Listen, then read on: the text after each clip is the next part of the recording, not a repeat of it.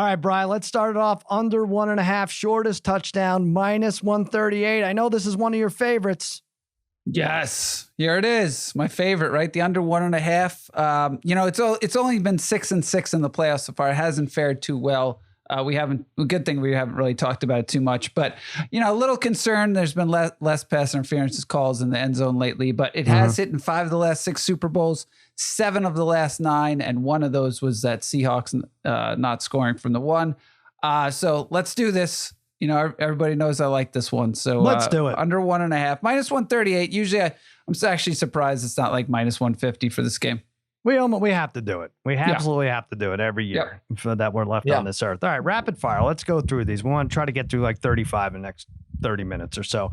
Parlay Kid, there's a rushing yards bet match you have? Yeah, Sal. I got Stafford over the tight end sample on the Cincinnati Bengals. When I at first appearance, I was like, this can't be. This can't on be right. FanDuel? What is this? It's on FanDuel. It's -370. No Cincinnati tight end has run the ball for them this year. Sample barely plays. He'll play more now with Uzoma out. But I guess the only reason is they're betting on Sample having 0. Stafford has had 7 games this year with like -1 yard. So I guess that's where this factors in. But the last 3 games, Stafford has had 8, 6, and 22 yards rushing. Anything over 1 here is a winner. 0 is a draw. I'm willing to probably try to win $300 with this and put a little over $1,000 on this one bet. Right. It's just going to take what is Stafford's over under yard? I mean, could you even bet that he has 1 yard? Normally, normally I haven't checked, but normally his over under yards is 2.5 yards. Every time on FanDuel, it's 2.5 yards. Harry, didn't I do on Fox Bet Live? Wasn't it 5.5? 5.5. It's Who 5.5 now. What they're dumb on. Who the hell? They could be 2.5. But yeah, it's FanDuel's. I didn't check because I wasn't looking at that. But Sal,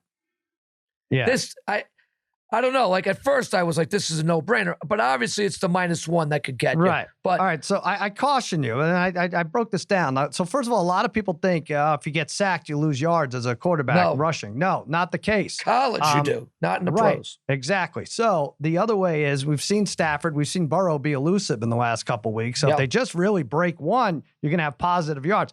The downside is, as we saw with Mahomes against the 49ers, you could take 4 giant kneel downs or 3 kneel downs at the end. You could be winning this prop. You could be well into the positive and then get negative because of the kneel downs. And that is the worst way to lose because it's the last thing you see during a game before. So, yes, there's risk, but at -370, seems like there's some reward here too. All right. What's the third one we got? We'll go in order here. And, Harry, Cincinnati rushes for at least 1 touchdown. Yeah, you got to lay 170 here, but I think this is a solid play. Cincinnati averages a rushing touchdown a game, mixing at 13 on the ground this season. He had a 6-game streak of touchdowns this season. And most importantly, 11 of the Rams' last 13 games, they've allowed at least 1 rushing touchdown in the game. I'm going to go Bengals anytime rushing touchdown. All right, Bri, this is another FanDuel special. Sony Michel, more rushing yards than Burrow and Stafford combined. And then you got another one too, but Burrow. Go ahead. Yeah, no, I mean, I think I'm just going to stick with this one. Yeah, the Michel, it's more yards than Burrow and Stafford combined at -142. Now, I believe McVay is going to run the ball plenty in this game. So Sony Michel only has 20 yards rushing in his last 2 games, but he's still got 10 carries in that NFC Championship, and they face back-to-back really good run defenses. So if he gets 8 to 10 carries, or even if he maybe gets 5 carries, I think he could win this. While Burrow's made some great plays with his legs, like 25, he had 25 yards rushing in that AFC Championship, but that was by far the most he had all season. He had 10 rushing yards or less in 13 of 19 games. Stafford is averaging 12 yards rushing per game in the playoffs, but that's way, way, way above average. So I'm going to say, and then you also have to factor in one of those 2 quarterbacks. The likelihood is one of them could be kneeling down at the end of the game. So I'm going to say Sony wins this like 32-22. Wow. Okay. Yeah, I mean, I will say, though, with the fact that Burrow breaking one, it's the gutty elusiveness over the last few weeks that has he's won me over. It really has.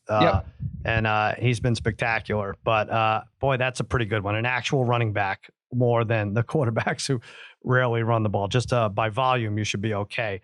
there. All right. What do we have next? We are going to go to Harry. Rams under 108.5 rushing yards.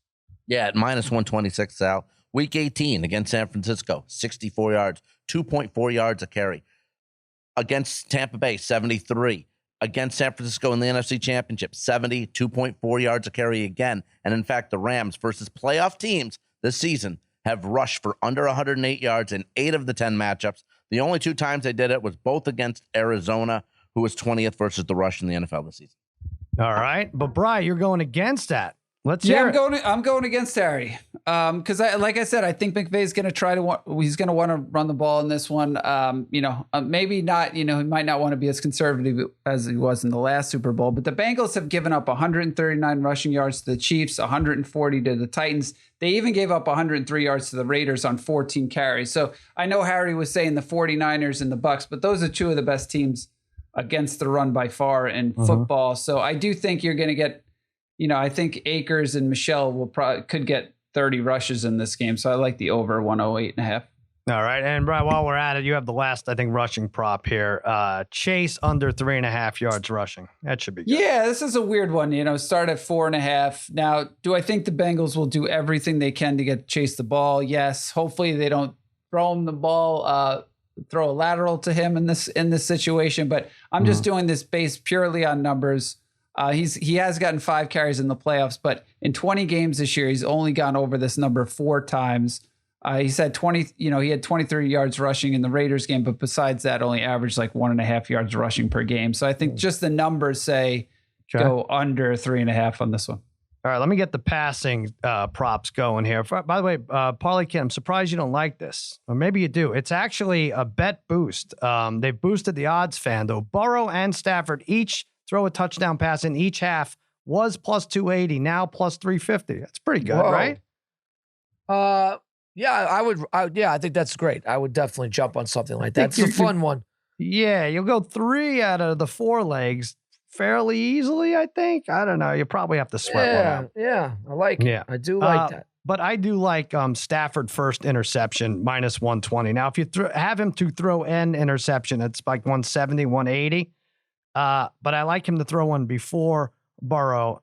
And this is my biggest problem with Stafford. And he's good and he deserves to be here and everything else. But he may not be completely cured of the Matt Stafford we're familiar with, right? Like, I don't know. It's still in my head. That lobbed ball up to number 3. What is it? Tart? Number 3. It was the easiest dropped interception in playoff history. And, would have been the worst interception in playoff history for a quarterback, I think. So that just rings in my head. Cincinnati 14 interceptions in the regular season and then 6 in the playoffs. So he's not been perfect, Stafford. So like I said, minus 180 to throw one. I like that, but minus 120 to throw one before Burrow. Harry, you like quarterback fireworks, right? Yeah, let's go any quarterback to pass for 400 or more yards at plus 550. Both are extremely capable. Any quarterback. I can narrow it down to 2, but all right. Both are extremely capable to do such. Both quarterbacks have numerous weapons. Burrow, 4 over 400 3 times this year, which includes 2 games versus Baltimore where he had 941 yards combined. And he had 446 against Kansas City in the regular season. Stafford, almost 4,900 yards, 10 career games, 400 or more. He had 380 in 2011 in the playoff game against the Saints. He's gone for 337 or 377 in those last 2 playoff games. If this game gets into a shootout, Kupp and Chase are all over the place. Over 400 could be done at plus 550. All right. Now, to do that, he's going to have to hit this other prop, most likely. Longest pass of the game, over 39.5 yards. Yeah, look, completion. Bombs away, right? Bombs away. Yeah, Burrow, I don't know. The bombs away. It hasn't happened yet. The bombs yet, away has been a bomb of a pick, to be honest. Well, I will say that he has hit this. He hasn't a major bomb, but screens count too sometimes. And he's hit this bet 5 of the last 6 times he's played over 39.5 yards for his longest pass at minus 108. He had 44 his longest one, 44 against Kansas City, 57 versus Tennessee. So give me Burrow over 39.5 yards. It's a Super Bowl. Bombs away for Burrow. All right, Parlay Kid, you agree with this bombs away nonsense. Over 1.5 touchdown passes for Burrow, minus 154. Yeah, Sal. Burrow threw 34 touchdowns in the regular season and 16 games, so it's obviously an average of over 2. Mm-hmm. And in the playoffs. And actually, in 4 of his last 5 games, he's surpassed 2 or more. He's done it twice so far in the playoffs. He had 1 game where he didn't throw any. But I expect, like Harry's saying, some fireworks in this game. I think Burrow loves the big moment. No, Harry says bombs away. Fireworks is all yours. I love it.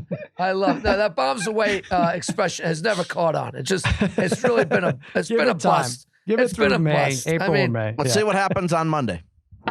Monday. In the newspaper. He's DVRing the game. All right. I see. All right. So you like Burrow over 1.5 touchdowns. I like that a lot, Sal. All right. Cup on the receiving end, Bry.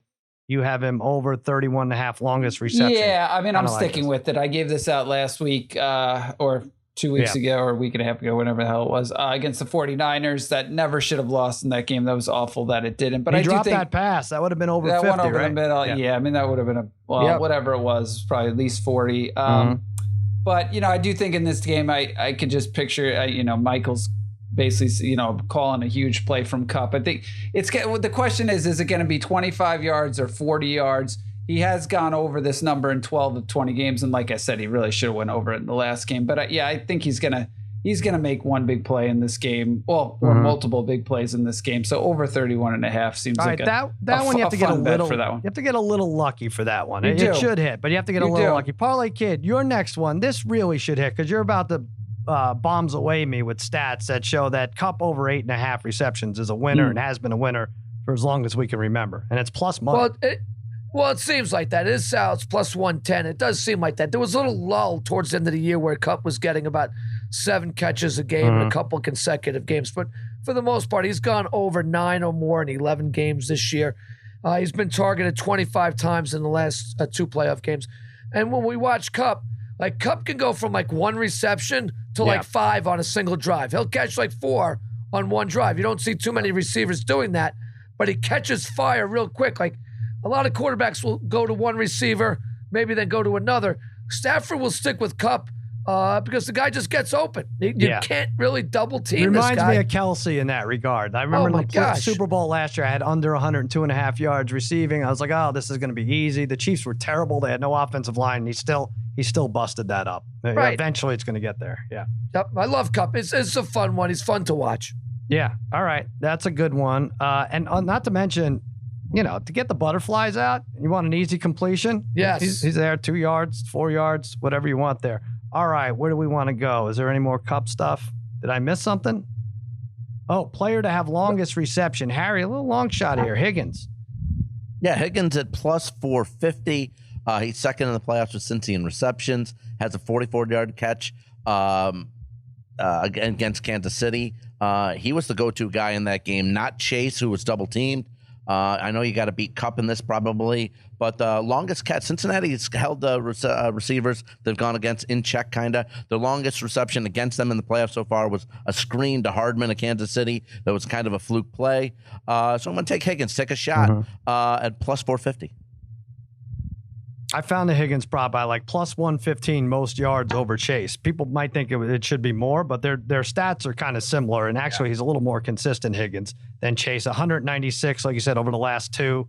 If Ramsey blankets Chase, I don't know. It could be. Chase is so weird, though, right? I showed on Fox Bet Live his weeks 1 through 4, and then 5 through 11. He was those were the Mac Jones weeks when you're like, oh, he's offensive rookie of the year. And then Chase turned it on, but it's really hard to pinpoint his numbers. What did he have? 54, 64 against the Chiefs after 54. having 266? 54. 54. Yeah. And then 3 weeks before. So it's tough. I think Higgins, some of those secondary receivers might do better in this game. All right. What do we got? Brother Bry, Odell, more receptions than Higgins. Yeah, you know what? I'm scrapping that one. Okay. Scrapping that one, especially after you guys are talking about Higgins. He's going to have a good game. But I was debating which Odell one I liked, and I decided I liked Odell over 62.5 yards. Yeah. He's becoming more and more comfortable with this offense. And, Stafford is relying on him a lot more. And the thing is, look, if Higbee, we don't know Higbee's status yet. If he can't go, Beckham's going to have to do more. He's gone over this number in the last 2 games. He's averaging 75 yards per game in the postseason so far. So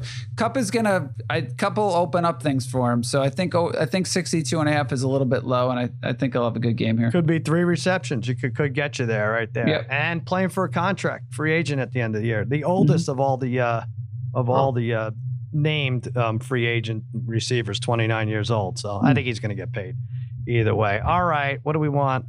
Who's next? Oh, Bri, there's one more, and you have sent Perrine, right? Over 8.5? Yeah. Perrine over 8.5, that's over the longest reception. He's played a nice little role on the Bengals, filling in sporadically for Mixon. In that Chiefs game, he had that great 40-yard play, but he also caught 3 passes. But the thing is, in his last 15 games, he's had a reception of 9 yards or more in 11 of them. So I could see the Bengals with the pass rush of the Rams. They're going to have to throw some screens at them. So I like the over 8.5 longest reception. All right. And parlay. Oh, no, Harry. All right. So now here's where we get in the weeds. This is a defensive prop. We did defensive props the other day, Harry. Why don't you speak up? I had a good one there with Von Miller. I got a good one here. Okay. You want to tell us what it is? Sure. How about a player who recorded most tackles in this combined? Linebacker for the Bengals, Logan Wilson at plus 290. Look, the Rams' top 2 tacklers in the playoffs so far, Darius Williams and Sean Robinson, have 16 each. Meanwhile, Wilson has 30. He leads the NFL in the postseason in tackles. Like I said, he has 30. He had 100 for the Bengals, led them in tackles this season. So at plus 290, you're getting the guy who, again, has 30 tackles. The leading tacklers for the Rams only have 16. Give me Logan Wilson at plus 290. All right, Parlay Kid, I try to tempt you with both Burrow and Stafford to each throw a touchdown pass in each half, which is plus 350 boosted. Yeah. But this is a little safer. Bri liked this also. He backed off since, so this might be all yours. Both teams to score a touchdown in each half. I know you love this. Well, so I've been on this better half of the better part of the last half of this season. It's hit for me on obviously a lot more than it's lost for me, probably around like 6-3, and usually getting plus money on this. Plus 142 for both teams to score 1+ touchdown in each half. Cincinnati has done it in 4 out of their 6 halves. The Rams are 6 for 6. So I think that's pretty good for plus odds. Since I do think this is going to be a high scoring Super Bowl. I think we're going to see some, a lot of passing and a lot of touchdowns. I think we get this rather easily. And like I said, Rams are 6 for 6 straight halves where they scored at least 1 touchdown. Since he's 4 out of 6, I think since the first half, I guess it was the Titans game. They didn't get one in the first half, maybe kicked a couple field goals, weren't able to punch one in.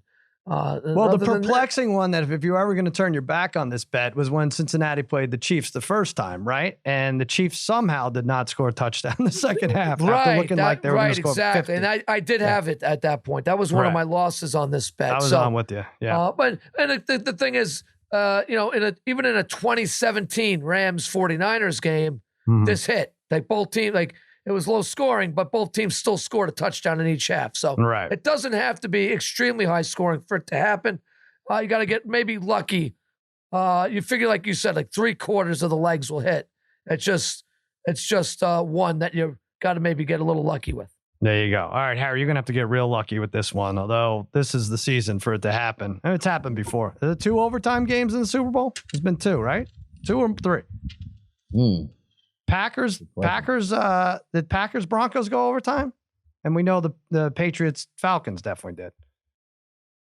All right, don't leave me hanging. I don't know, man. I don't know. Just do your bet. I mean, listen, I'm just hoping I wow Parlay Kid with this one. I wowed Joel with this one, so I am going with the yes on overtime at plus 1040 on FanDuel. Look, this postseason's been crazy, and after Wild Card Weekend, there's been 6 playoff games, and obviously the Bills and Chiefs went to overtime, but the other 5 games were decided by exactly 3 points. Easily could have went overtime in any of those games. In Week 18, the Rams went in overtime against San Francisco, and Cincinnati has gone to overtime 4 times this year. We know how they went and made it to the Super Bowl in winning against Kansas City in the overtime in Arrowhead. But their other 3 overtime games against NFC teams.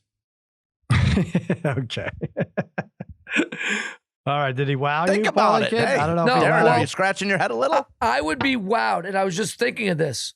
What are the odds on, because it's the only time you could get it, of double overtime? Oh, yeah. You're right. Man. What are the odds of double OT? Somebody, FanDuel, get that up. Get it Get up a there. double Harry, overtime. You'll get free money from Let's Harry go. if you put that up, FanDuel. Let's it now. go. Let's All go. right, I misspoke. Packers, Broncos did not. It almost went overtime. It was 31-24 in regulation. That was back in 98. And Elway went crazy, spinning around. All right. So are we done? No, we have a couple more here. Yeah. What do we have? Parlay Kid, talk about Rams 4th down conversion. Oh, yeah. I've totally forgot about that. Rams 4th down conversion at minus 134. I was a little surprised to see, I think they're 10 for 19 on 4th down conversions. I thought, I guess McVay plays it a little bit more closer to the vest than I thought. But I do think this is a game where teams will at some point have to risk 4th down. I think Cincinnati's minus 142 on this as well. And they had a little bit of a higher percentage, maybe like 20 for 31 or something like that this year on 4th down conversions. So, but I do think this is the type of game where we're going to see teams attempt it. Probably especially late in the game, you might catch one of the teams. Right. Or, so I do like that. And I do have, so I'll throw this last one out. Both teams to score 20 plus points at plus 100. I like that too. Since the 26-19 and 27 in their 3 playoff games, Rams 34, 30, and 20. So missing by 1 point away from both these teams from going 20 plus in all 3 playoff games so far. So getting a plus 100 on there, I think both teams hit that. Yeah, that's number. good. Just root for 20. Yeah, you can probably get one of them maybe by halftime, and afterward just root for one team the rest of the way if that's your only bet. All right, Bri, you have Mixon. Boy, I on Fox Bet Live today, it was like a love letter to Joe Mixon. I loved him for everything. Over in yards. We'll talk more about the other props I like him in. Yeah, everything. You like him to score a touchdown. Yeah, score a touchdown on even money. I know Harry was giving out the Bengals to score a touchdown, a rushing touchdown minus 170. And I know you get the receiving potentially for him too. But, the thing is, this is a guy who scored 17 touchdowns in 19 games. So, and you're getting even money for him. And yeah, I mean, when you think about it, it's not much different than what Kupp has done this year in terms of touchdown productivity. And you're getting him at significantly better odds. So I just think plus 100 is just great value for Mixon based on his numbers. Yeah, I like him over 62.5 rushing yards at 88 against the Chiefs. He's had monster games, 165 against the Steelers, 123, Bri, against your Raiders. I just feel like he's going to be factored into that offense immensely, especially in the first half. All right, did we do it? Is that it? Yeah, I think we got through. I mean, that was like 20, 25, 26 props. We did that pretty quickly. I'm dizzy.